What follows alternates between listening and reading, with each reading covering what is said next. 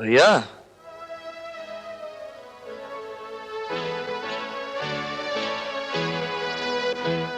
तो यह तुम्हारी वो सख्त जरूरत जिसके लिए तुम रुपया मांगने आए थे? ये आशी, ये गंदा माहौल, क्या इसी के लिए मैंने दिन रात एक किए थे? मुन्ना, मैंने कभी ख्वाब में भी नहीं सोचा था कि तू मुझे इतना बड़ा धोखा देगा। मेरे प्यार, मेरे विश्वास को इस तरह तोड़ के रख देगा। आजकल जमाना ही बुरा है भैया, पता ही नहीं चलता कि कौन किसका फायदा उठा रहा है, कौन किसको धोखा दे रहा है। खैर इन सब बातों को छोड़िए, हैव अ ड्रिंक ब्रदर। बदतमीज, बड़े भाई को शराब पीने के लिए कहता है? नहीं क्या तू मुझे आंख दिखा रहा है? मुझे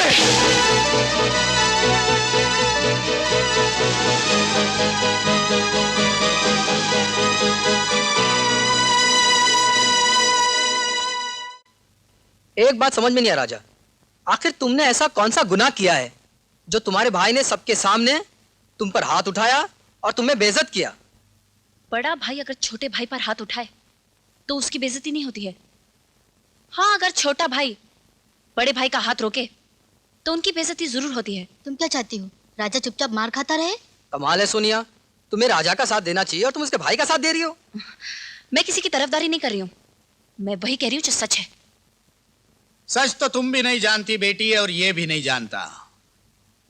बता दूंगा तो इसके पांव तले से जमीन खिसक जाएगी और सर से आसमान उड़ जाएगा। ऐसी क्या बात है चाचा? हाँ बेटे, आज तक तुम जिसे अपना भाई समझते हो वो तुम्हारा भाई नहीं है। ये क्या कह रहे हो चाचा? जाकर खुद पूछ लो ना वीरा से, पूछ लो। वो तो एक अनाथ और यतीम है जिस पर तरस खाकर तुम्हारे पिताजी ने उसको अपने घर में जगह दी, और आज वो घर का मालिक बन बैठा है। नहीं नहीं, ऐसा नहीं हो सकता।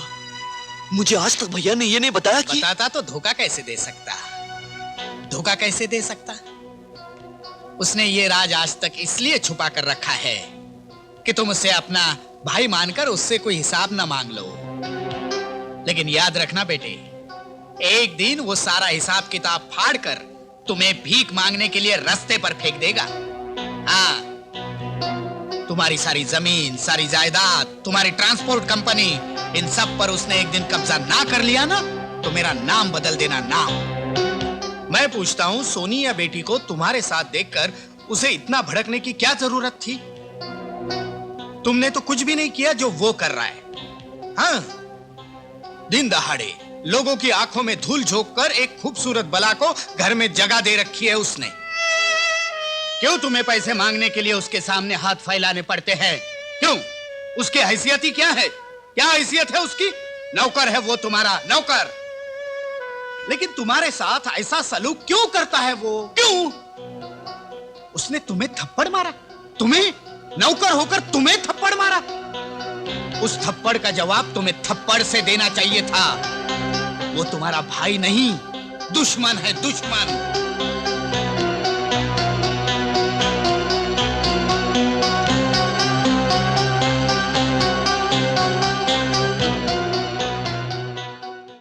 कभी सपने में भी नहीं सोचा था कि हमारा मुन्ना शराब जैसी गंदी चीज को छुएगा।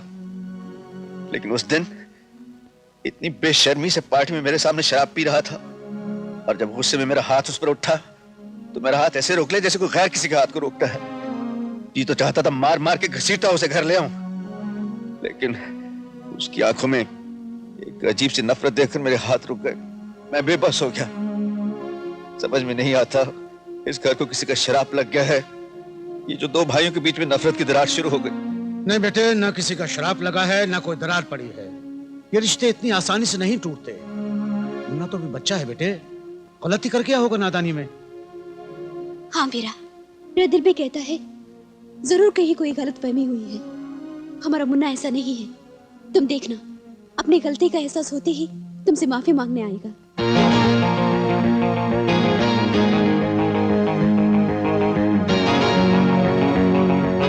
मुन्ना,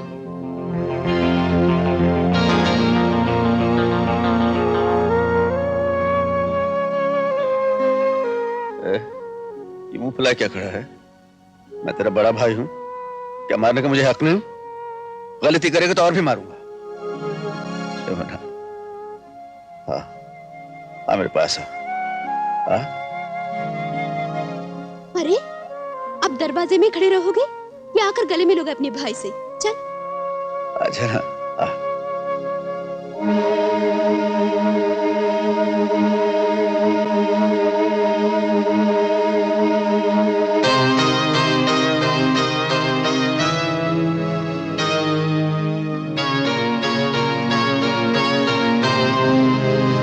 वाह, कितने महान हैं आप। इस जमाने में भी एक गैर को अपने सगे भाई से भी ज्यादा प्यार करते हैं आप। क्या कह रहे है तू? किसने कहा कि तू मेरा भाई नहीं कोई गैर है? क्यों, सच नहीं है क्या? झूठ है ये, जरूर किसी ने तेरे कान भरे हैं। अरे मैं भाई से भी बढ़कर हूं तेरे लिए। तू मेरी जान है। और सुन, फिर कभी गलत बात की मुन्ना तो बंद करो ये मुन्ना मुन्ना कहना मुझे। मैं आप कोई दूध पीता बच्चा थोड़ी हूँ जो तुम मुन्ना मुन्ना कहते रहते हो। मेरा नाम राजा है, राजा समझे? ये तुझे क्या हो गया मुन्ना? जानता है तू किससे बात कर रहा है? अच्छी तरह जानता हूँ। मैं उस इंसान से बात कर रहा हूँ जिसे मेरे पिताजी ने सड़क से उठाकर इस घर में सहारा दिया, जो अब इस घर का मालिक बन बैठा है। खबरदार जो एक लफ्ज मुंह से निकाला मैं तो। भी आप लोगों से कोई बहस वहस नहीं करना चाहता हूँ। सिर्फ इतना कह रहा हूँ कि आप लोग अपने लिए कोई दूसरा ठिकाना ढूंढ सकते हैं। क्या अलग ठिकाना? इसमें इतना हैरान होने की क्या बात है? ये ट्रांसपोर्ट कंपनी, इस तमाम जायदाद पर सिर्फ मेरा हक है। ये सब मेरे पिताजी की देन है। और आज तक इसने जो रखवाली की है उसका जरूरत से ज्यादा मुआवजा ले चुका है। ठीक कहा तुमने। थोड़ी देर के लिए मैं अपनी औकात भूल गया था कि मैं तेरा भाई नहीं हूं, इस घर का नौकर हूं। ठीक समझे आप। मुझे अपनी तमाम जायदाद के कागजात चाहिए इसी वक्त। देखना चाहता हूं कि मेरे हिस्से में बचा क्या है। अरे सब कुछ तेरा ही तो है। ये घर, जायदाद, रुपया, पैसा, ट्रांसपोर्ट कंपनी, तो सबका मालिक है। मैं कागजात लेकर आता हूं।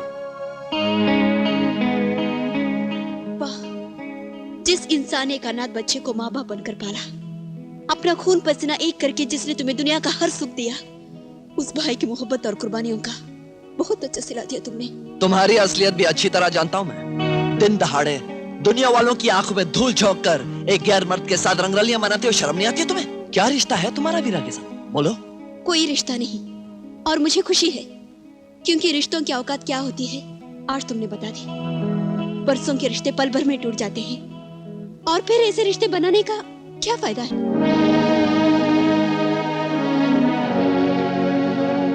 ये रही तुम्हारी अमानत, सारे कागजात और चाबियां सब इसमें हैं।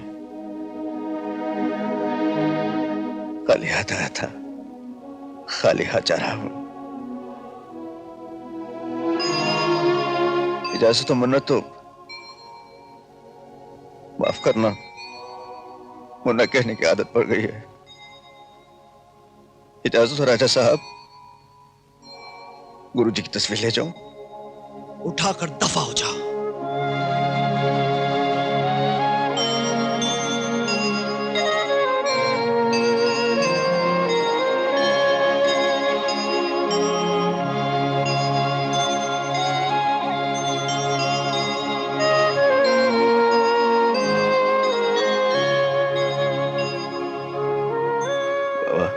गीता, आओ।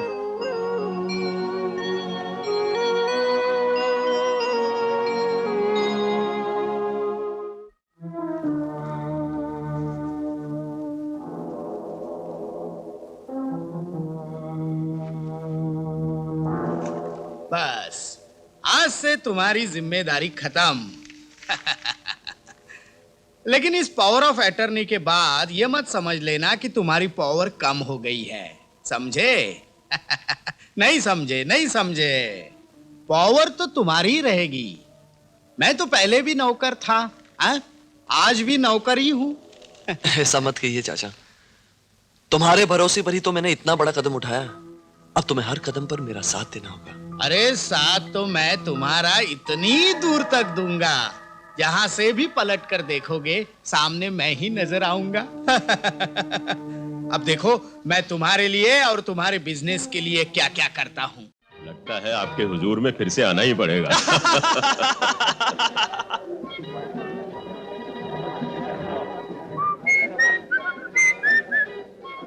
अंधी है क्या? दिखाई नहीं देता? ये कोई भीख मांगने की जगह है? चल निकल यहाँ से। क्या बात है प्रिंस? अरे देखो ना चाचा, आजकल के भीख मंगों का भी जवाब नहीं। न जगह देखेंगे न माहौल, बस घुसे चले आते हैं। माफ करना बेटा, अंधी हूं ना, मैं क्या जानू कैसा माहौल है। अरे अरे कोई बात नहीं। प्रिंस तुम राजा को लेकर जाओ, मैं अभी आता हूँ। आओ राजा, जाओ, जाओ, लेट्स गो। Come on. तुम शांति हो ना, मंगल सिंह की पत्नी? कौन कौन है आप? मैं कौन हूँ तुम जल्दी ही जान जाओगी, समझी? नहीं समझी? अंकल, इनसे मिलो। ये मेरा कॉलेज फ्रेंड और धर्म ट्रांसपोर्ट कंपनी का मालिक राजा। हेलो। हेलो। लेकिन प्रिंस, धर्म ट्रांसपोर्ट का मालिक तो कोई और था। क्या नाम था उसका? वो तो सिर्फ भाड़े का टट्टू था। कंपनी के असली मालिक तो हमारे भतीजे साहब हैं। जब इन्होंने देखा कि वो चादर के बाहर पांव फैला रहा है तो इन्होंने चादर ही खींच ली। राजा, कल से हमारा सारा बिजनेस तुम्हारी कंपनी के थ्रू होगा। Thank you sir, thank you. Fantastic Raja, इसी खुशी में let's have a drink. Come on. अरे चल यार। पियो पियो पियो। अरे भाई, तुम कहाँ रह गए थे? हाँ, वक्त आने पर सब कुछ बताता हूँ, समझे? नहीं समझे? भगवान, मेरी एक ही प्रार्थना है तुझसे, मेरे मुन्ना का ख्याल रखना। उस घर में कोई भी तो नहीं है जो इसे अच्छाई और बुराई का फर्क समझा सके। भगवान, मेरा मुन्ना पढ़ लिख के बहुत बड़ा आदमी बने, अपने कारोबार को संभाल ले। मेरी प्रार्थना स्वीकार करना, मेरी प्रार्थना स्वीकार करना भगवान। किस मिट्टी के बने हो तुम? जरा सोच के देखो, इतने बरसों की तपस्या के बाद क्या फल मिला है तुम्हें? भूल गई किस हालत में, किस सुलूक से मुन्ना ने तुम्हें घर से निकाल दिया था? गीता, देखो गीता, मुन्ना ने भले मुझे अपने घर से निकाल दिया है, मगर अपने दिल से मुझे कभी नहीं निकाल सकता।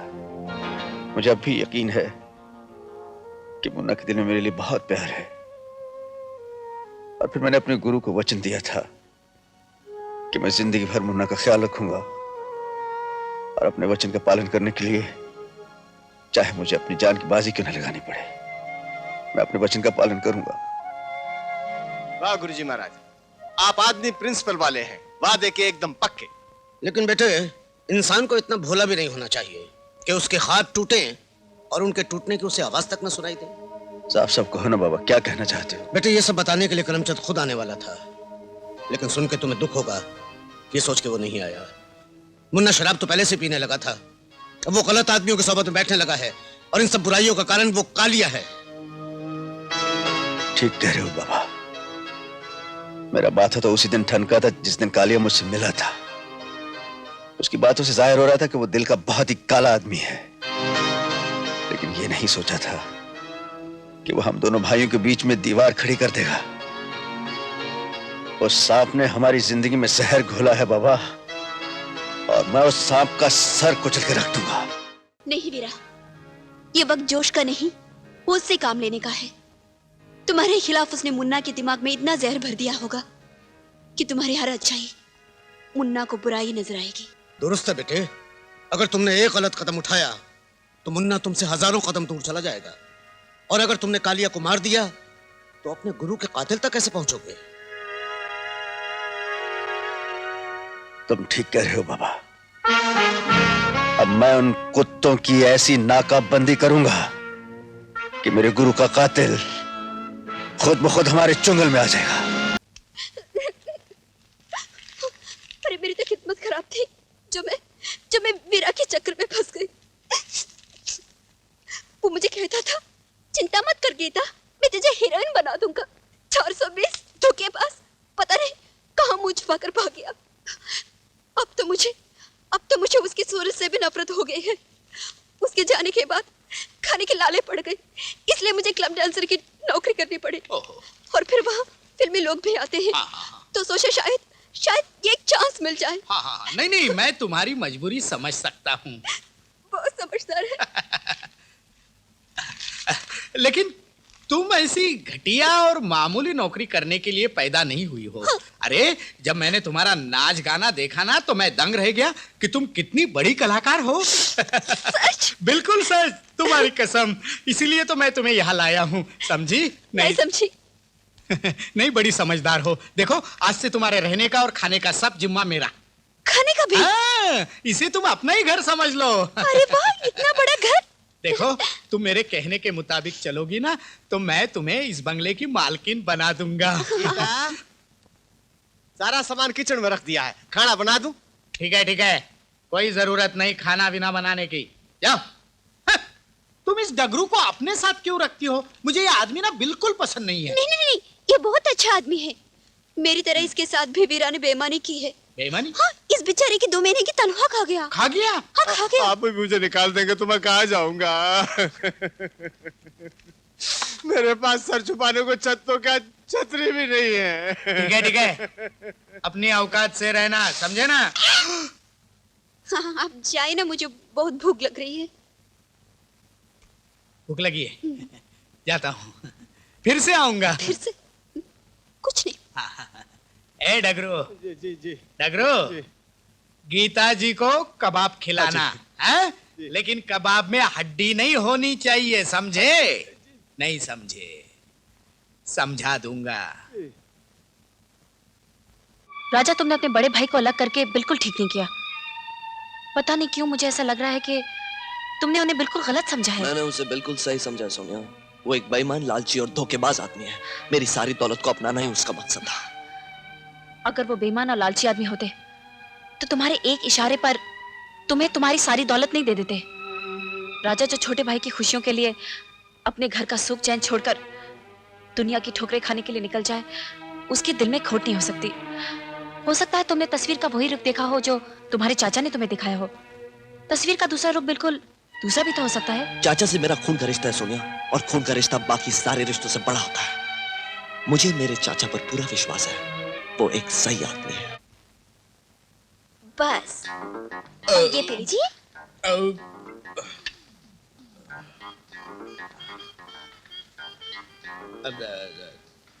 तुम भी पियो ना। नहीं नहीं, मैं नहीं पीती। हाँ, नहीं पीती, नहीं पीती, यही तो कमी है ना तुम में। अरे इतने बड़े कलाकार होकर भी तुम शराब नहीं पीती, इसलिए तो तुम हीरोइन नहीं बनी। पियो पियो। ठीक है, आप कहते हैं तो पी लेती हूँ। हाँ। आप कोई खुशखबरी सुनाने वाले थे?